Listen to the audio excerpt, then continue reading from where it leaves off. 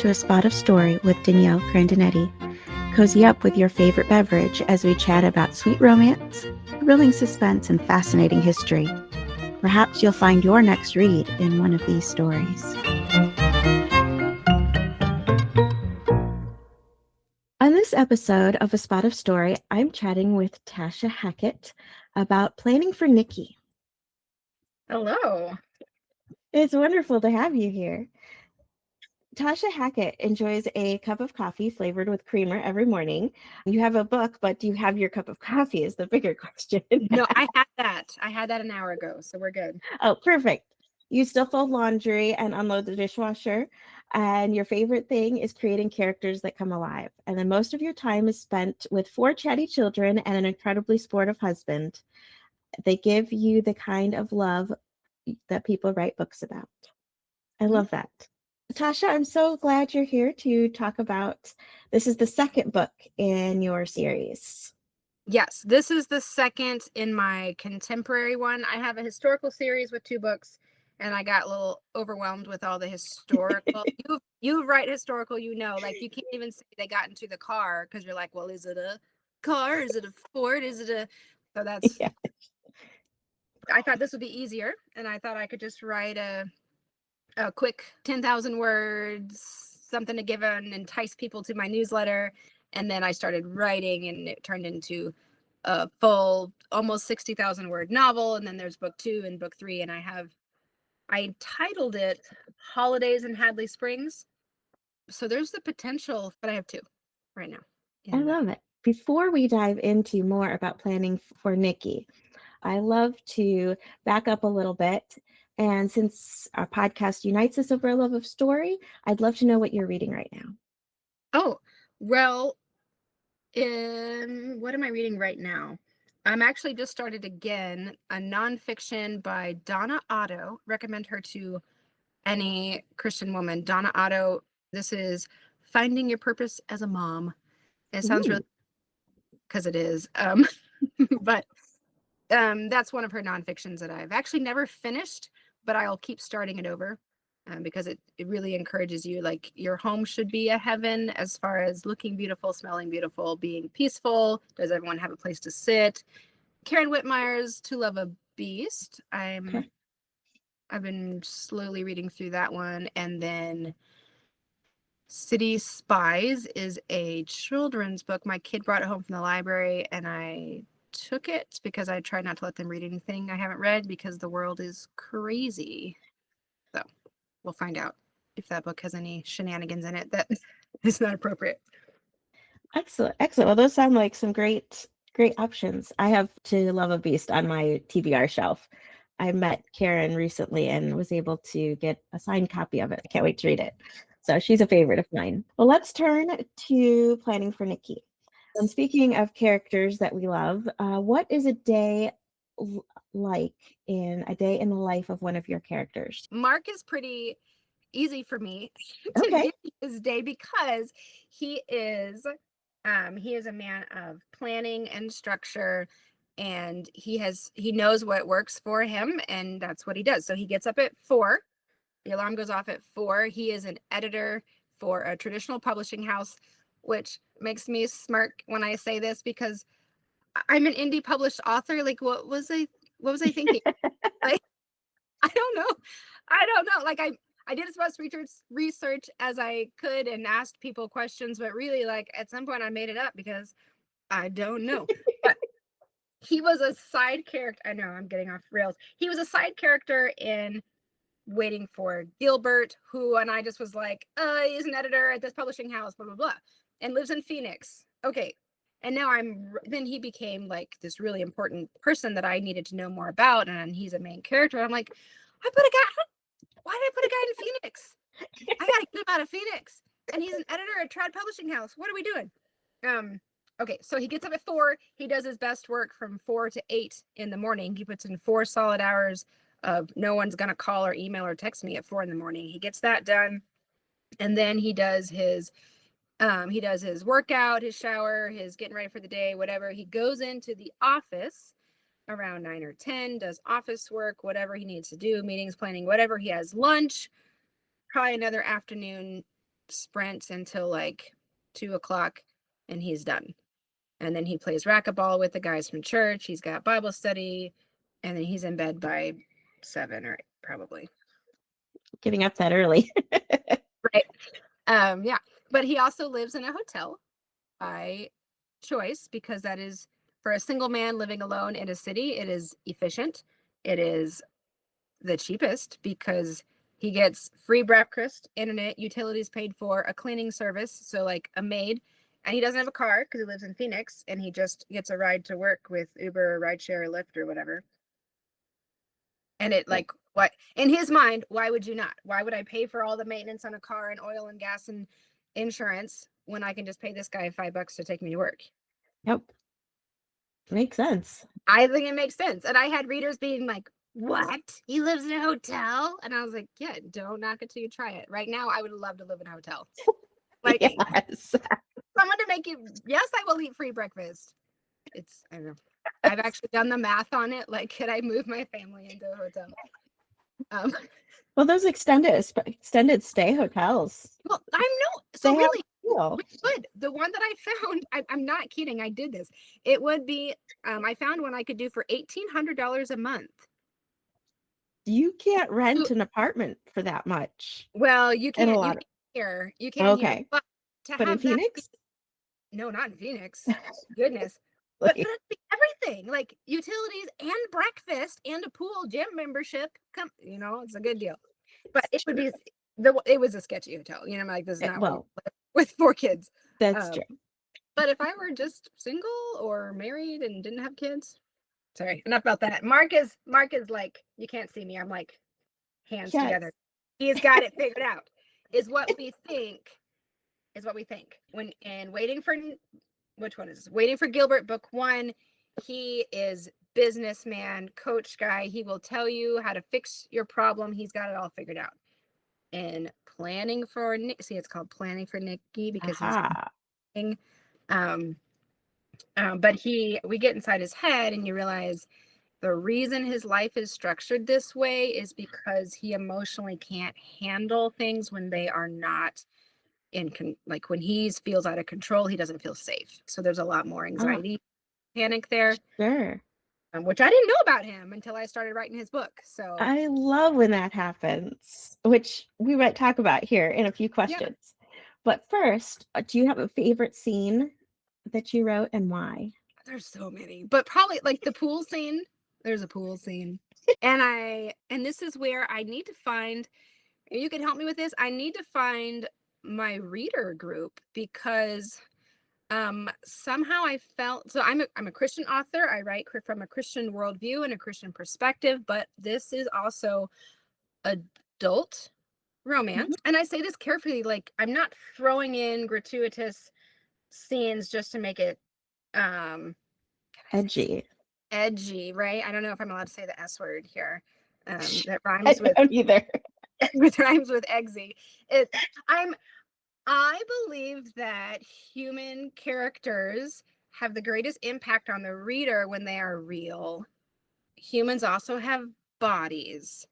And in waiting for Gilbert, this was a dedicated effort. I deleted many sentences that I had just typed in that were one or the other admiring the other's body.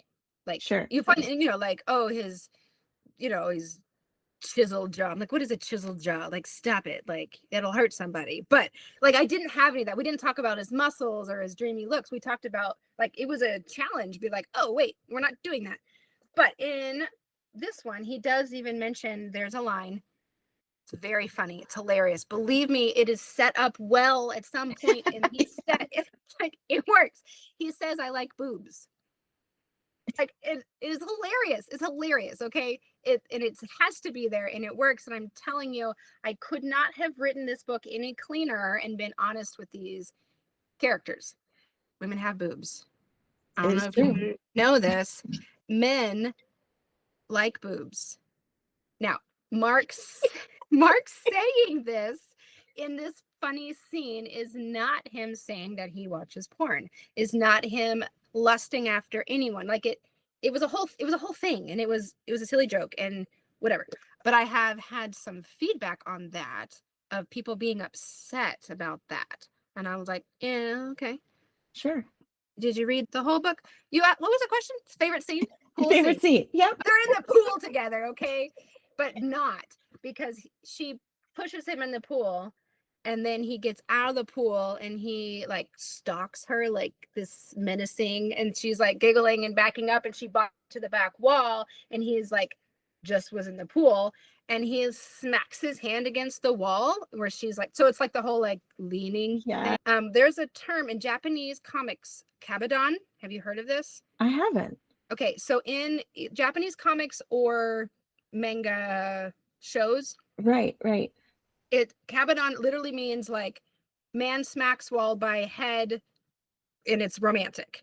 Okay. Anyway, he does this, smacks the wall, and she like shivers. She says out loud, like, I've never been so close to swooning, whatever. It's silly. But then he just picks her up and throws her in the pool. And then he walks away. He doesn't get in the pool with her. He's like, I can't handle the heat right now, and he leaves. Sure. But she's in the pool.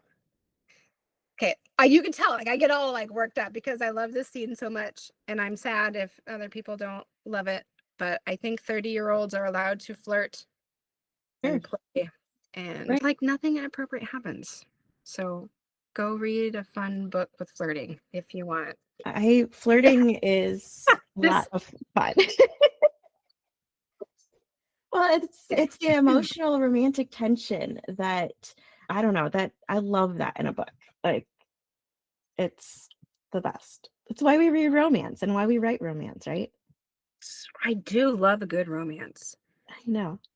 So earlier you had mentioned that one of the reasons why you switched to contemporary was so that there was less research. Was there a specific unique type of research for this story that you needed besides like the hotel research? Yeah, so I was researching hotels in my location because I was like, is this possible for me? Because I love this idea so much.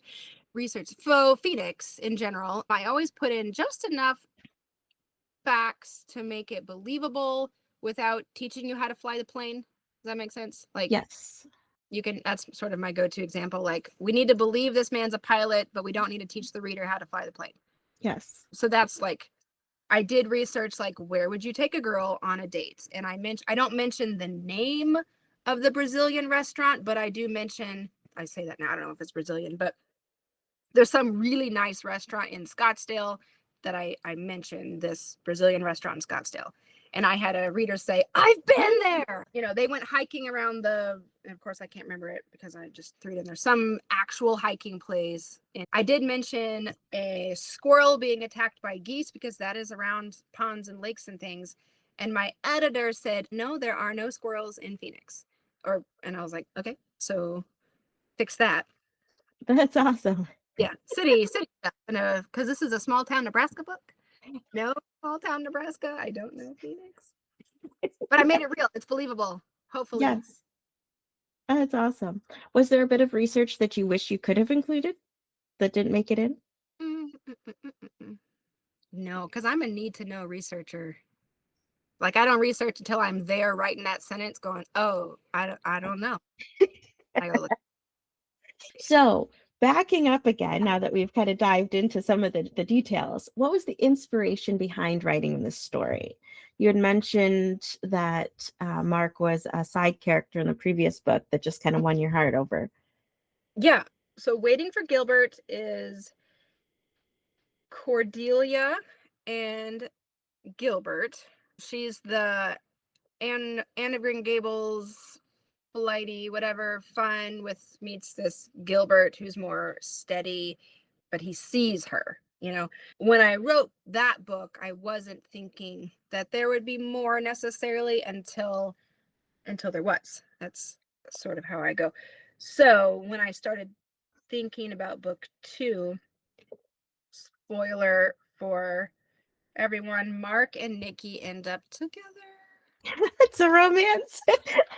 But in the epilogue of Waiting for Gilbert, it mentioned Mark's engagement party. So I had already committed to Mark's story. And then it's early on, you guys, like chapter 2 of Waiting for Gilbert, Cordelia says, what would Mark do if he were to ever to get together with someone as smart as he is? And she's like, oh, what if he married a doctor? They would have the nerdiest kids ever, blah, blah, blah, blah, blah. Well, hello, Nickie's a doctor. So I love it. yeah, but those are the like characters to me are sometimes easy. Like, okay, we got Mark, structured planning with a doctor, both super intelligent people, but an ER doctor. She has a clinic, but also works in the ER, which was confusing for people. Well, that's how it is in my small town. Like the doctors work at the clinic, they also go do ER at the hospital because the hospital covers their like. It's a whole thing. I did. Oh, that's a ton of research. A ton of research I did. Sorry, by the way, I'm not a doctor. Yeah. But I interviewed all the doctors, so I hope that we know things now. What was I saying? Hospital, working, clinic. Okay, she has to be flexible in a lot of ways, but also we do follow the rules. We understand they have to be there. So in this book, I'm tackling a lot of the idea of control and anxiety to a point. That's not the whole theme of the book, but just the idea that the story, our story, has already been finished by our creator. And what does that mean for people struggling with control? So Nickie is caring for everyone. Her grandparents live with her. She's like their official caretaker, even though she has like a real job. That stress is on her. And that's something she just deals with. She does it. But she's also Diana's best friend who has 6 or 7 kids, and she's important there. And now she's dating sort of Mark, but what is her relationship with him as far as caring for him? Anyway, I love when characters come alive and they almost tell us their story. That's the way my characters are too. And I love seeing how when you put those two characters together and hear how they challenge each other, they have something in common, which is great. And yet their lives are they're two different people, and two different people have conflict and challenge one another even in those similarities. And I read a lot of Christian fiction, and when I wrote these contemporary ones, I was like I don't know why I make it so hard on myself. I have a one of my alpha readers tries to remind me, you are writing fiction, you do have control to make it up. Like you can make it up. And I was like, no, but what would Nickie really do if this should happen? And she's like, Nickie's not real. I was like, but she is in my soul. Yes. Right. So some of that, I do have so many funny scenes in this book that I just love, but there is this is not really a spoiler, but there is a car accident, and Mark has it is what it is. He has an out-of-body experience. This was placed in the book because I'm reading Imagine Heaven by someone, Berkey, who has been studying near-death experiences with like hundreds of thousands of testimony. And I'm reading this story, and apparently like 25% of people have had them. And I'm like, what in the world? Anyway, so he has one. It doesn't feel like that scene fits in the arc, but it does, because Mark is dealing with control and why am I here? And life would actually be a lot easier. He is not suicidal or wishing death. That's not it at all. But sometimes he feels like he is just struggling for no reason. So that comes up later. But my original plot from the very first, I'm going to write this book idea, was car accident. Nickie, the doctor, has a brain injury, and it was going to be an amnesia story because everyone loves a good amnesia. Yes. And I started doing research, and I just couldn't because it's not real.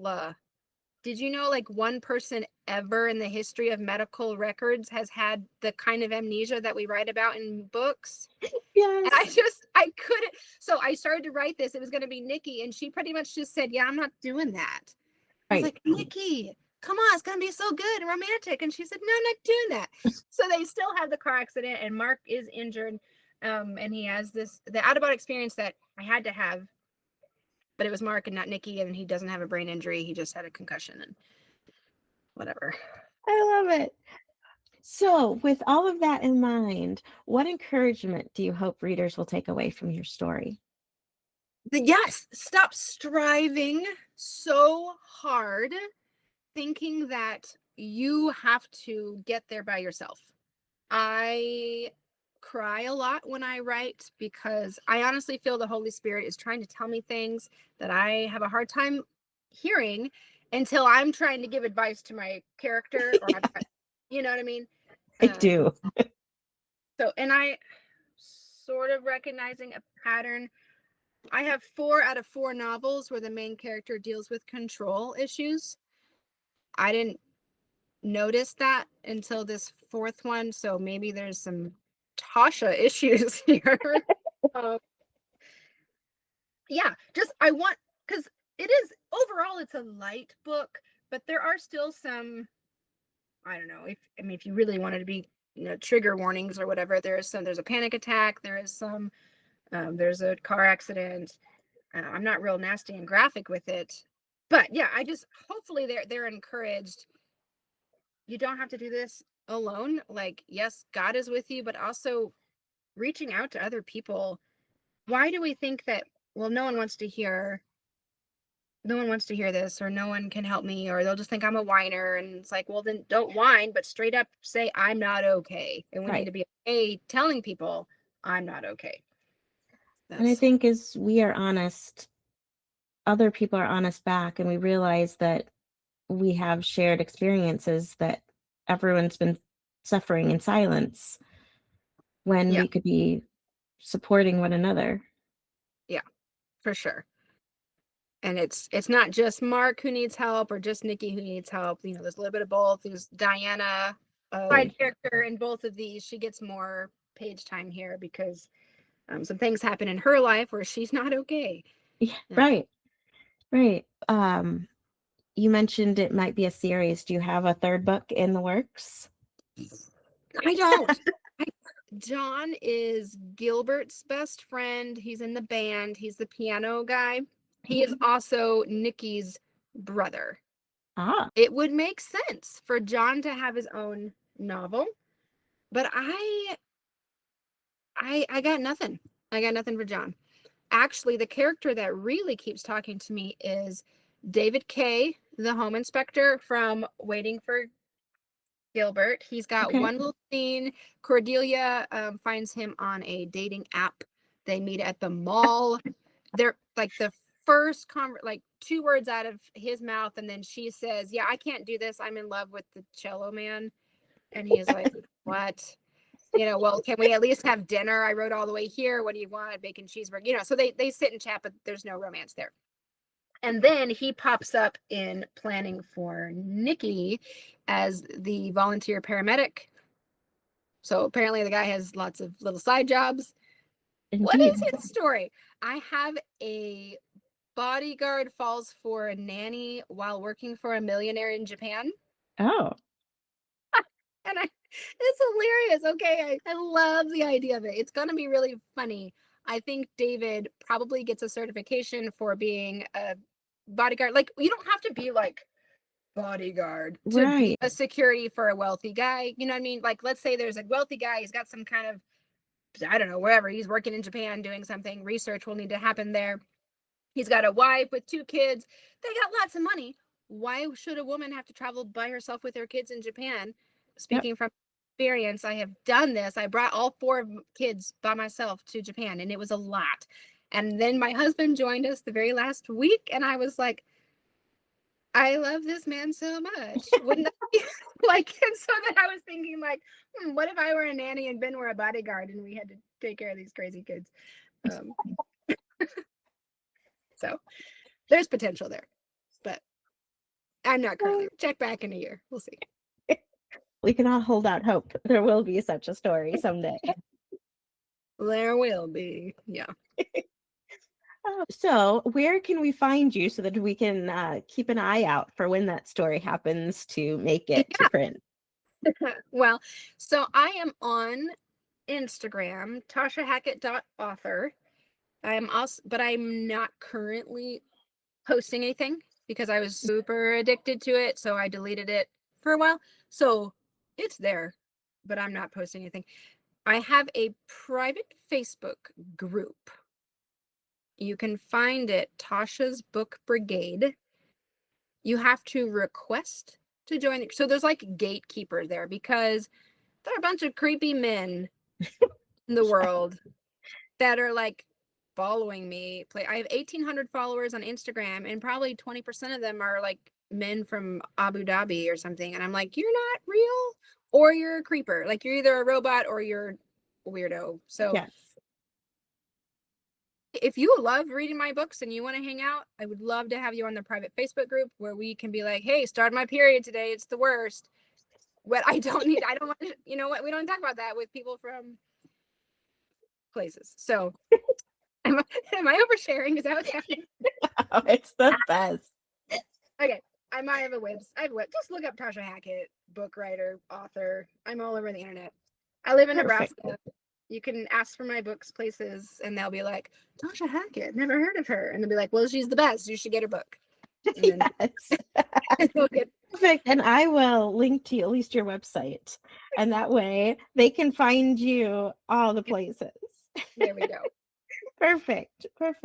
Tasha, thank you so much for joining me today and for talking about Mark's story and Nickie's story. And it's just so fun. And I hope readers have gotten a feel for not just your story, but you as an author, and will find your books and enjoy reading them.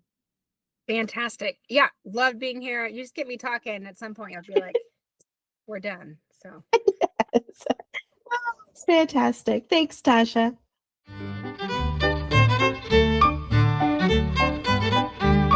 Thank you for listening to A Spot of Story with Danielle Grandinetti. We hope you enjoyed today's conversation. Let us know by leaving a comment below, and be sure to subscribe so you don't miss an episode. Discover more information about today's book by visiting A Spot of Story online at daniellegrandinetti.com/podcast. Happy reading!